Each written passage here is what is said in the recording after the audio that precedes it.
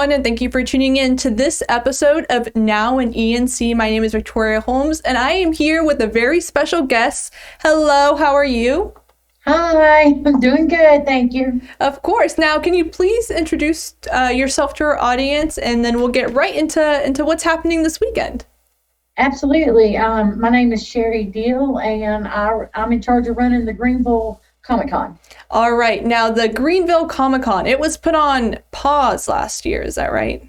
Yeah, because of COVID. And so this year it's going to be at the convention center, the Greenville Convention Center, right? Yes, ma'am. And what do we have planned? What are the days, the times, and can you tell me what exactly who's going to show up?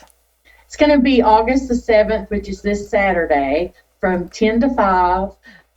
We're going to have one of my not my favorites. I love all of our guests, but one I think's really neat is we're going to have Karen Whitfield this time. She was the Bronze Age Batgirl, and she traveled around with Burt Ward and Adam West, and she's going to be there signing copies of her books about her adventures during that time. Now, I wanna talk about the fact that if you're not into comic books, because I'm not someone who is a comic book fan, but this convention does kind of interest me. For people who are not into comics, what would be a good reason for heading out there? We're going to have a lot of stuff that's not comic related. We have Papa Stroh coming. He is a former wrestler and he is an actor. We're going to have things like walkers from The Walking Dead, just any kind of thing you can think of. We'll probably have something there that involves it. Right. And there's something that I kind of do want to get into about people who are into comic books and the environment that Comic-Con kind of like really cultivates and creates is this environment of creativity. And I think, right. Yeah, go ahead.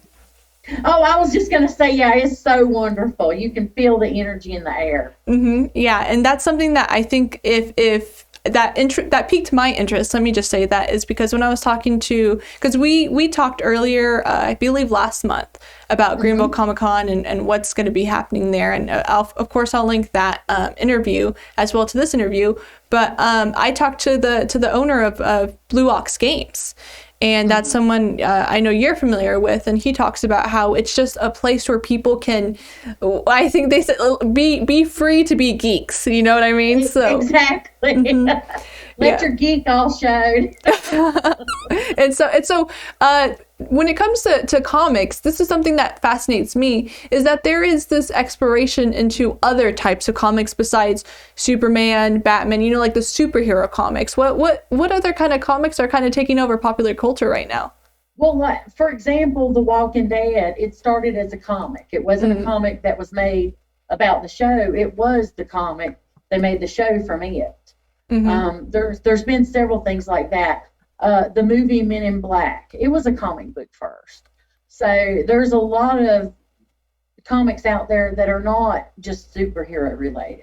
And so when it comes to I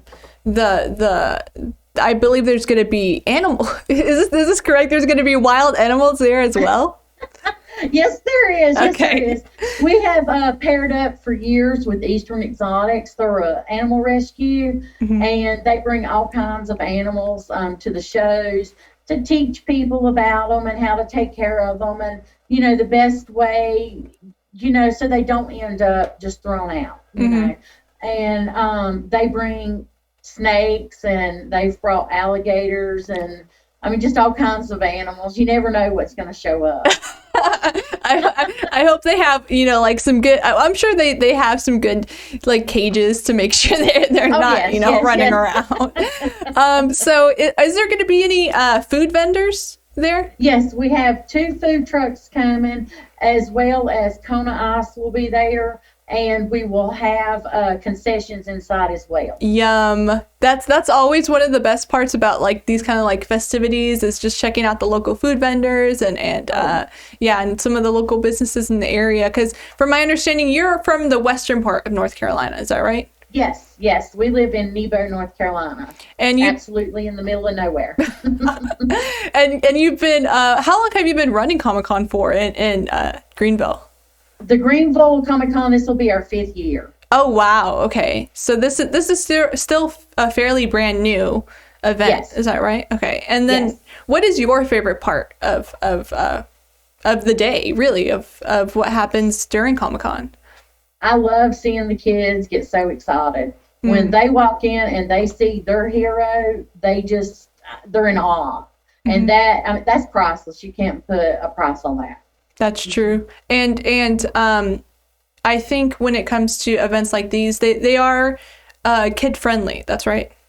Oh, yes, absolutely. We have always made sure that our shows stay kid friendly, affordable, the whole 9 yards, because we want people to be able to bring the entire family out and have fun for the whole day. Mm-hmm. And then these kind of events are also very they're good for people who maybe want to break into the industry, if they want to show off their art, or if they want to connect with people and meet other I've had several vendors that started out as artists at some of my other shows that now work for DC and Marvel. Oh, wow. So it's definitely a good way to be found, because there's amazing artists out there. They just need the right person to see their art. Mm-hmm. So it's networking, it's having fun, it's showing off, the creativity of local artists to maybe a more statewide or national platform. I think that's so amazing how this is really how some people might get discovered is by going to these events and just showing off their artwork. Absolutely. Mm-hmm. And this will be my last question for you before we wrap up. But when it comes to the will there be a main event, or is there going to be like a panel discussion, or is there going to be anything where people can kind of like sit down and hear people talk, or is it more kind of just like vendor to vendor sort of thing? Oh, absolutely. We have several panels going on through the day. Mm-hmm. We have a podcast that's going to talk about creating comics. We have people that are going to come discuss 80s cartoons and how that generation shaped things for today. There's going to be 3 panels through the day that people can come and sit down at. There's going to be drawing pop culture, which you can be 5. It doesn't matter for the drawing. Any age, any capability is fine. The costume contest is always a huge draw. People love to see the costumes and the creativity and all that stuff going on as well. Okay, I said that was going to be my last question, but I actually have another question to follow up. Can people show up in costume? How does that work? Oh, absolutely. It's not a requirement, but you are more than welcome to come dressed up. You don't have to compete in the costume contest. If you just want to come dressed as your favorite character, by all means, come dressed as your favorite character. Awesome. Well, thank you so much for joining me for this edition of Now in ENC. And then, of course, people can find the details about Comic-Con. That's attached to the article with this video. And maybe they'll even get to see you out there. Is that right? Oh, yes. I will be out front. Okay. Awesome. All right, everyone. I hope everyone has a wonderful week. Thank you.